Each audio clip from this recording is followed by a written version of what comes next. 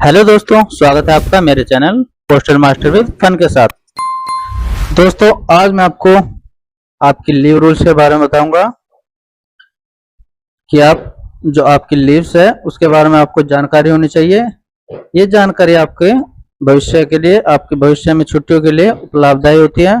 तो आपको अपनी लीव्स के बारे में जानकारी होनी चाहिए। आप किस प्रकार अपनी ईएल ले सकते हैं, सीएल ले सकते हैं, और आप किस किस प्रकार की यही जो आपकी लीव्स है वो किस प्रकार आप अपना उसका फायदा उठा सकते हैं। ठीक है दोस्तों, तो चलिए दोस्तों शुरू करते हैं हम। दोस्तों, मेरी पूरी वीडियो इंग्लिश टू हिंदी होगी। आपको इंग्लिश टू इंग्लिश बहुत सारी वीडियोस मिल जाएगी, लेकिन इन हिंदी बहुत ही कम वीडियोस आपको यूट्यूब पर मिलेगी। तो दोस्तों, मेरी सभी जो मैं आपको बताऊंगा वो सारा मैटर हिंदी में होगा। ठीक है, तो चलिए शुरू करते हैं दोस्तों। The date on which CCS leave rules in 1972 come into effect in.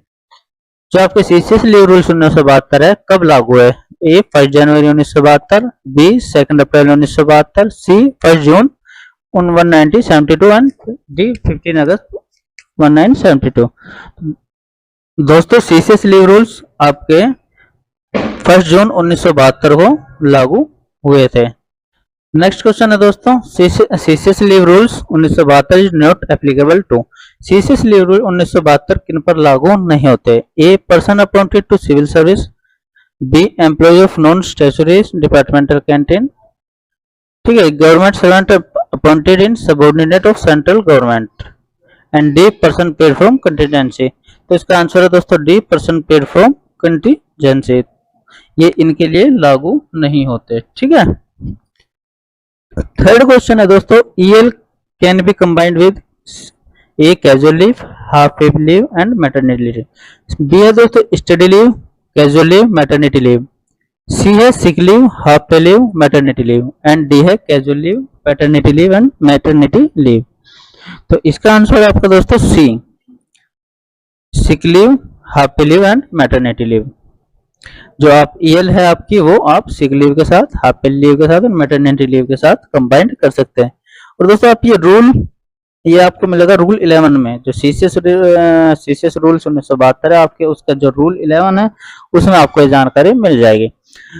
Fourth question है दोस्तों, EOL is granted to the government servant only.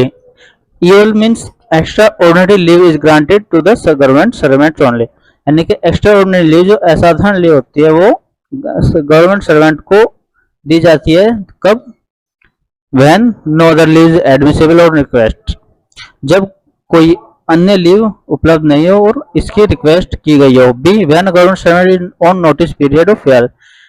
जब सरकारी कर्मचारी वीआरएस के नोटिस पीरियड पर हो। And C before superannuation. सेवा निवृत्ति से पहले। And D none of the above, इनमें से कोई नहीं। तो इसका आंसर है दोस्तों आपका ए। रूल 32 के तहत आप जब आपके पास एक्स्ट्रा कोई लीव नहीं बची है तो आप एक्स्ट्रा ऑर्डिनरी लीव ले सकते हैं। ठीक है दोस्तों, उसके बाद क्वेश्चन आता है आपका 5। Encashment of earn leave of up to 10 days at the time of availing LTC is permitted provided a balance dash days of EL is available at the credit of a government servant। दोस्तों, जब आप LTC पर जाते हैं तो आपके जो आपका ईएल बैलेंस है वो कितना होना चाहिए? आपको 10 दिन का एनकैशमेंट लेने के लिए, यानी कि जब आप ईएल जाते हैं, एलटीसी जाते हैं, तो आपको 10 दिन का एनकैशमेंट मिल सकता है। ठीक है, लेकिन उसके लिए आपको कितने दिन का आपका ईएल बैलेंस होना चाहिए? उसका आंसर है दोस्तों 30 डेज। तो नेक्स्ट क्वेश्चन है the 6th, what is the maximum period of leave of any kind which can be allowed to a government servant. What is the maximum period के कितना है किसी भी प्रकार के लीव के लिए जो एक सरकारी कर्मचारी मैक्सिमम अधिकतम ले सकता है? तो इसका आंसर है दोस्तों ए। रूल 12 के तहत, रूल 12 के तहत आप एक सरकारी कर्मचारी अधिकतम 5 साल की सर्विस के लिए छुट्टी ले सकता है। ठीक है दोस्तों, उसके बाद है दोस्तों आपका C 7th, paternity leave is allowed for dash days. A 20 days, B 15 days, C 25 days and D 30 days. Paternity यानी पितृत्व अवकाश कितने दिन के लिए मिल सकता है? तो इसका आंसर है दोस्तों बी 15 डेज। रूल 43 ए के सब रूल 2 के तहत पितृत्व अवकाश 15 दिन का होता है। ठीक है, 8th क्वेश्चन है दोस्तों, what is the maximum amount of study leave which can be availed bye a government servant other than CHS officer in his entire service. एक सरकारी कर्मचारी स्टडी लीव है अधिकतम कितनी ले सकता है अदर देन जो आपका CHS ऑफिसर होता है उसके अदर देन। ठीक है, तो इसका आंसर है दोस्तों आपका ए 24 मंथ्स। नेक्स्ट क्वेश्चन है आपका 9th, what is the maximum number of days of EL that can be held at the credit by a government servant.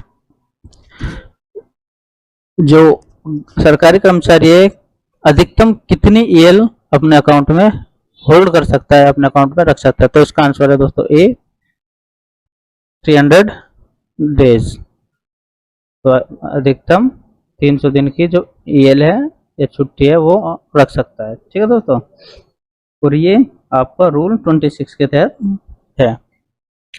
अगला क्वेश्चन है दोस्तों, if an official is recalled to duty before expiry of his leave he may be treated as, यानी एक official छुट्टी पर है लेकिन उसको जो छुट्टी है उसके खत्म होने से पहले ड्यूटी पर बुला लिया जाता है, तो वो उसका पीरियड होगा वो क्या माना जाएगा, A on leave period, B on duty, C absent, D none of the above. तो दोस्तों इसका रूल 23 के तहत ये ऑन ड्यूटी माना जाएगा। ठीक है, नेक्स्ट क्वेश्चन है दोस्तों, casual leave can be combined with, जो आपकी कैजुअल लीव है वो किसके साथ कंबाइंड की जा सकती है, A special casual leave, B AL, C half day leave and D none of the above. तो इसका आंसर है दोस्तों ए स्पेशल कैजुअल लीव। जो कैजुअल लीव है वो केवल आपकी स्पेशल कैजुअल लीव के साथ कंबाइंड की जा सकती है, जो कि अपेंडिक्स 3 के तहत। ठीक है, 12th क्वेश्चन है, combination of study leave with earn leave shall not generally involve A total absence of more than. दोस्तों जब हम स्टडी लीव लेते हैं तो उसके साथ हम EL भी ले सकते हैं कुछ दिन की, लेकिन वो कितने महीने से ज्यादा नहीं होनी चाहिए, तो दोस्तों वो 28 महीने से ज्यादा नहीं होनी चाहिए। आपकी स्टडी लीव और EL दोनों मिलाकर 28 महीने से ज्यादा नहीं होनी चाहिए, जो कि CCS रूल्स 1972 के रूल 54 के सब रूल 2 के तहत है। ठीक है दोस्तों, नेक्स्ट क्वेश्चन है दोस्तों आपका 13, half a day leave can be taken from, जो आपकी हाफ पे है वो आप कहाँ किससे ले सकते हैं, आपका EL, B sick leave, C casual leave and D half pay leave. तो इसका आंसर है दोस्तों आपका बी, सिक लीव से आप हाफ पे लीव ले सकते हैं। ठीक है दोस्तों, जो कि अपेंडिक्स 3 के अनुसार। 14 है, government servants are not entitled to leave salary while availing.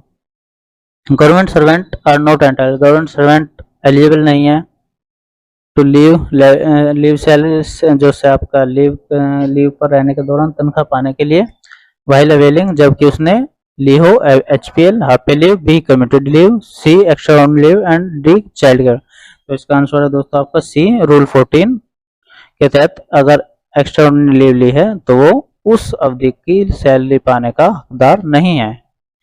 इसके बाद आंसर क्वेश्चन है दोस्तों, the maximum period of CCL child care leave that can be availed bye a woman government servant during his entire service. एक महिला कर्मचारी द्वारा child care leave अधिकतम कितने समय के लिए जा सकती है अपनी पूरी सर्विस के दौरान। तो इसका आंसर है दोस्तों आपका ए 730 दिन।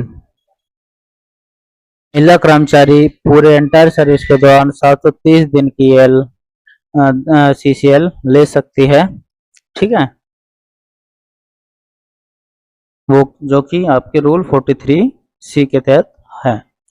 इसके बाद होता है 16, child care leave is admissible if the child is below. Child care leave कब तक ले सकते हैं यदि बच्चा आपका A 18 साल, B 17 साल, C 21 ईयर और D 25 साल। तो आप 18 साल तक का से कम के बच्चे के लिए चाइल्ड केयर लीव ली जा सकती है, जो कि रूल 43C के तहत दिया हुआ है। उसके बाद आता है दोस्तों 17, in a calendar year CCL can not be granted for more then.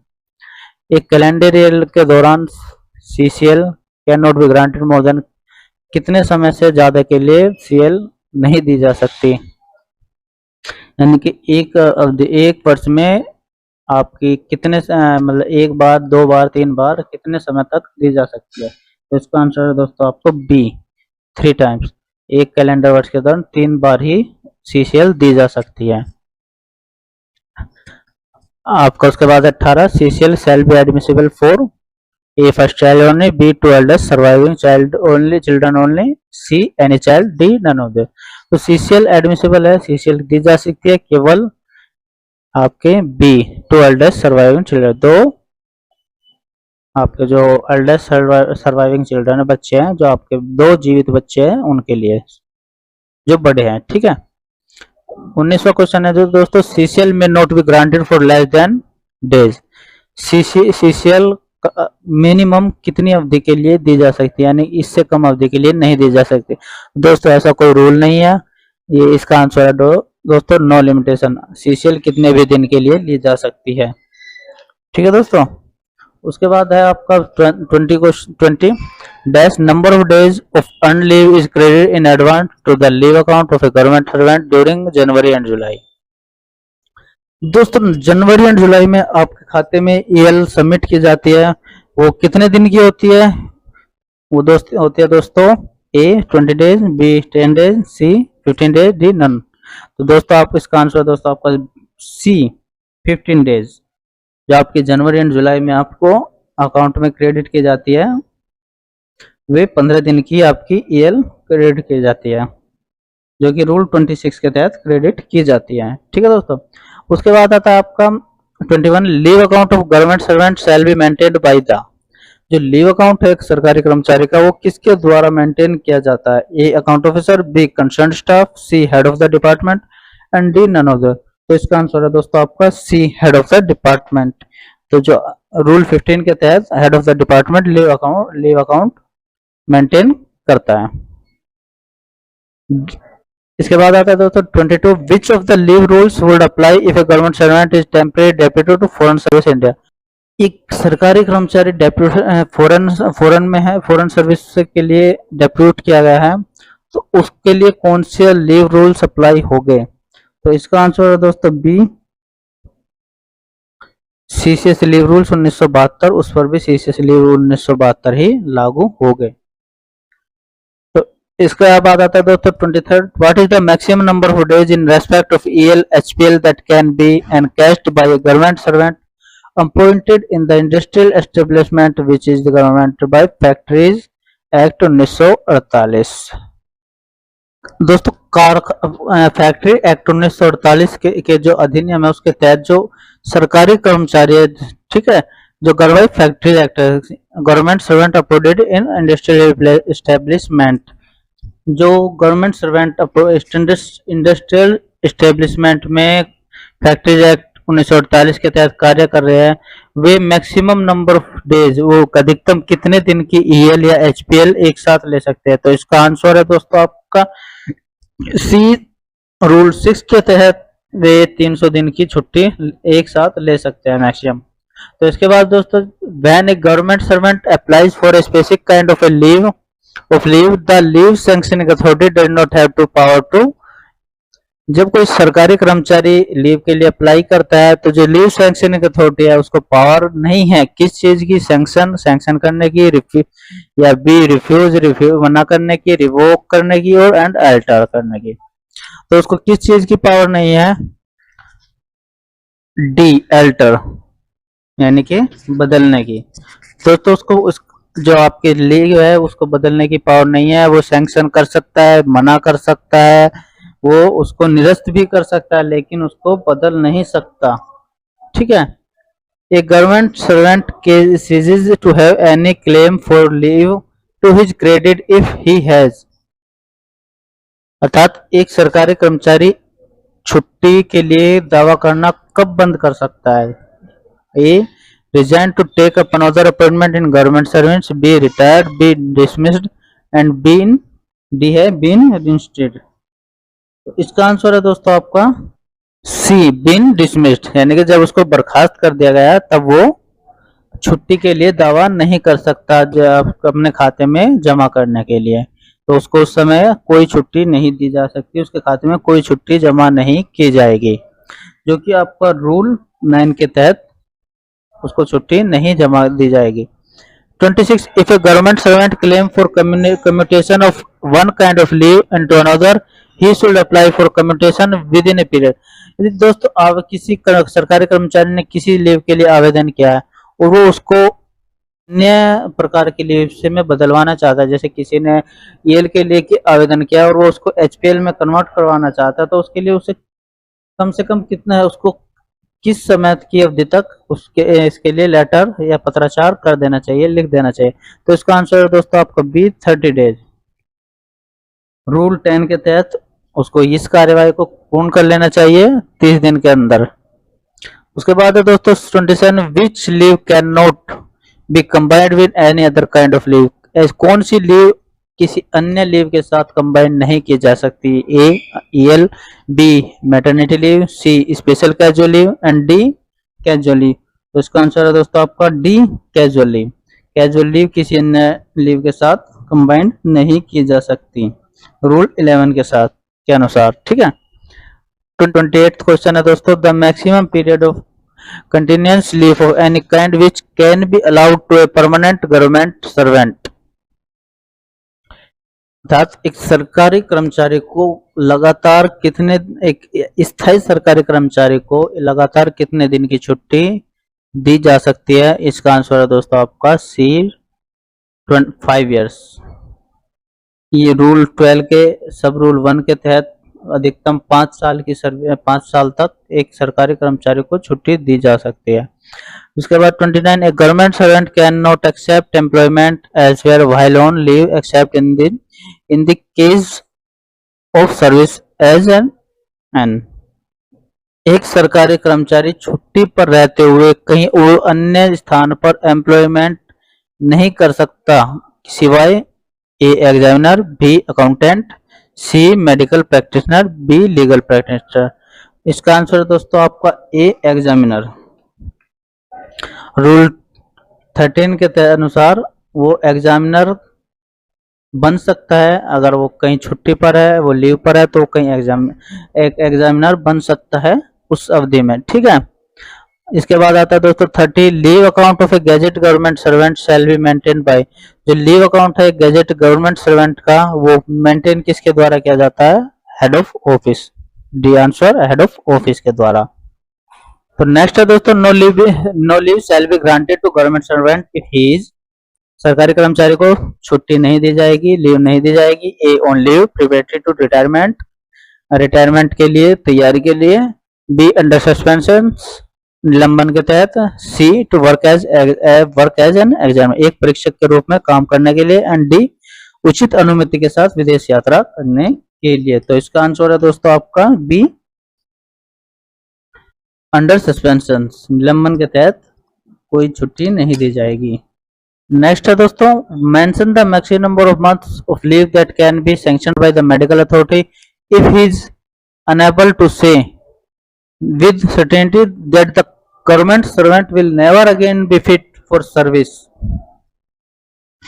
अर्थात दोस्तों, चिकित्सा परिदर्शी स्वीकृत की जा सकने वाली अधिकतम महीनों की छुट्टी यदि वे निश्चित रूप से यह कहने में समर्थ है कि सरकारी कर्मचारी फिर कभी सेवा के लिए फिट नहीं होगा।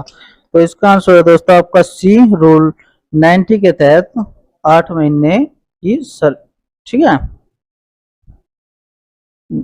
नेक्स्ट है दोस्तों, under what ground prefix suffix of holiday to leave are allowed automatically? A on private ground, B on medical ground, C both private and medical ground, D none of the above. किन आधारों पर अवकाश के पुरुष और प्रत्यय की स्वतः अनुमति दी जाती है? इसका आंसर है दोस्तों आपका ए ऑन प्राइवेट ग्राउंड। यदि आप प्राइवेट ग्राउंड पर छुट्टी ले जा रहे हो तो उसमें प्रीफिक्स और सफिक्स जोड़े जा सकते हैं, ऑटोमेटिकली जुड़ जाते हैं। उसके बाद नेक्स्ट है absence by the government servant after expiry of leave shall be debited to his leave account as dash to the next extent such leave is due. एक सरकारी कर्मचारी है दोस्तों, वो उसको छुट्टी दी गई लेकिन वो उसके बाद भी छुट्टी पूरी होने के बाद भी दोस्तों अब्सेंस है, तो जो उससे आगे की छुट्टी है वो उसके खाते से डिडक्ट की जाएगी, तो वो किस में से की जाएगी? तो इसका आंसर है दोस्तों आपका बी, हाफ पे लीव से, एचपीएल से वो डिडक्ट की जाएगी। 37, how many days of EL is credited in advance for each half year to an employee who joined duty on 1st January। जो सरकारी कर्मचारी 1 जनवरी को ज्वाइन कर रहा है, उसको कितने दिन की अवधि की ईएल एडवांस में उसके खाते में जमा की जाएगी? तो उसका आंसर है दोस्तों आपका ए, 15 डेज। रूल 26 के तहत उसको 15 दिन की ईएल उसके खाते में सबमिट की जाएगी। नेक्स्ट है दोस्तों, if a government servant had availed extra ordinary on private ground for 100 days during the previous half year, how many days of EL is he entitled for at commencement of the next half year? मतलब यदि किसी सरकारी कर्मचारी ने पिछले छमाही के दौरान 100 दिनों के लिए निजी आधार पर ईएल का लाभ उठाया था, तो वह अगले छमाही के प्रारंभ में कितने दिनों की ईएल का हकदार है? तो इसका आंसर है दोस्तों आपका सी, 5 डेज। रूल 27 के सब रूल 3 के अनुसार। तो नेक्स्ट है, if a government servant had availed extra ordinary leave on medical certificate for 180 days during the previous half year, how many days of EL is he entitled for eight the beginning of the next half year? अर्थात यदि एक सरकारी कर्मचारी द्वारा पिछली छमाही के दौरान 180 दिनों के लिए चिकित्सा प्रमाण पत्र के आधार पर एक्स्ट्रा ऑर्डिनरी लीव का लाभ लिया है, तो वह जो अगली छमाही होगी उसके लिए कितने दिनों की ईएल का हकदार होगा? तो इसका आंसर आपका दोस्तों डी, नील, जो कि आपका रूल 27(3) के अनुसार उसको किसी भी अगले जो छमाही होगी उसके लिए किसी भी ईएल का हकदार नहीं होगा। चलो नेक्स्ट है आपका, a government servant remained absent wilfully after leave for 60 days during the previous half year which is treated as dies non, how many days of EL is admissible to him at the beginning of next half year? एक सरकारी कर्मचारी जानबूझकर 60 दिनों के लिए absent रहता है, इसको उसका इस अवधि को डाइज नोन मान लिया जाता है, तो how many days of EL, कितने दिन की ईएल उसके नेक्स्ट हाफ ईयर के लिए उपलब्ध होगी? तो इसका आंसर है दोस्तों आपका सी, 9 डेज। तो 9 डेज के लिए उसको 9 डेज की ईएल उसको अगली छमाही होगी मिल जाएगी। ठीक है दोस्तों, नेक्स्ट है आपका, what is the maximum number of days of EL that can be granted to government servant at a time in one spell? एक सरकारी कर्मचारी को अधिकतम कितने दिन के लिए ईएल दी जा सकती है एक स्पेल में?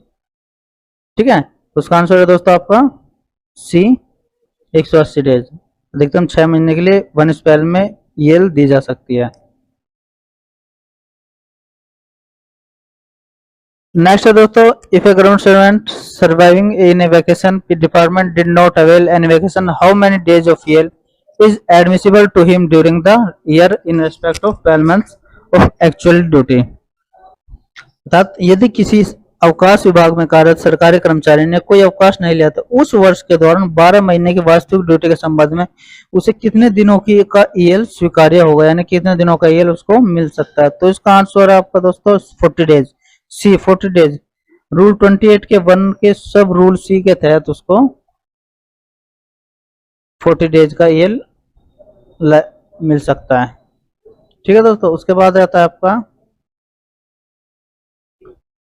when was the SPL restored to principal, headmaster, teachers etc working in school of vacation department under central government? एक केंद्र सरकार के तहत अवकाश विभाग के स्कूलों में कार्यरत जो प्रधान शिक्षक है उनको एचपीएल कब लागू किया गया था?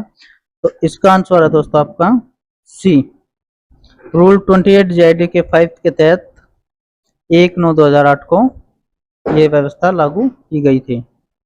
उसके बाद नेक्स्ट क्वेश्चन है दोस्तों, in how many instalment advance credit of half pay leave is made to one leave account of the government servant during a year? दोस्तों जो एचपीएल है, हाफ पे लीव अकाउंट है, वो सरकारी कर्मचारी को कितनी किस्तों में उसके खाते में क्रेडिट की जाती है, तो इसका आंसर है आपका दोस्तों बी, 2 इंस्टॉलमेंट। तो 2 इंस्टॉलमेंट में ईएल जो हाफ पे लिए है वो उसके अकाउंट में क्रेडिट की जाती है, जो कि रूल 29 के तहत की जाती है। उसके बाद दोस्तों next question, what is the rate of credit of half pay leave for each completed calendar month of service of a government servant. What is the rate of credit of half pay leave.